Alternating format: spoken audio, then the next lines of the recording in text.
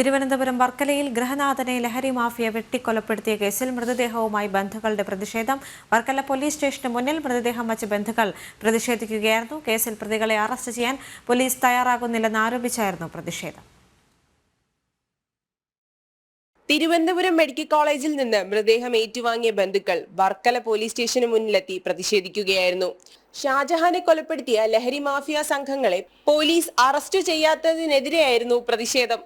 മണിക്കൂറുകളോളം പ്രതിഷേധം തുടർന്നതോടെ station house ഓഫീസറുടെ നേതൃത്വത്തിൽ പ്രതിഷേധക്കാരുമായി ചർച്ച നടത്തി.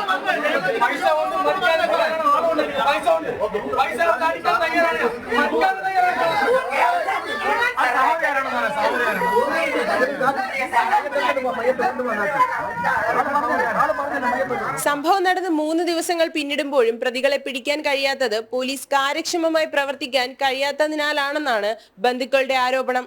പ്രതികളിൽ ഒരാൾ വിദേശത്ത് കടന്നതായി സംശയമുണ്ടെന്നും ബന്ധുക്കൾ പറയുന്നു. കഴിഞ്ഞ ദിവസമാണ് ആക്രമണത്തിൽ ഗുരുതര പരിക്കേറ്റ ഷാജഹാൻ മരണപ്പെട്ടത്.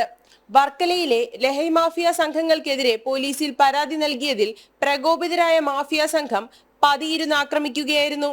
ഷാജഹാനൊപ്പം പരാതി നൽകിയിട്ടുണ്ടായിരുന്ന മറ്റൊരു സുഹൃത്തിനും ലഹരി മാഫിയ സംഘങ്ങളുടെ വധഭീഷണിയുള്ളതായും പരാതിയിലുണ്ട്. ജനം, തിരുവനന്തപുരം.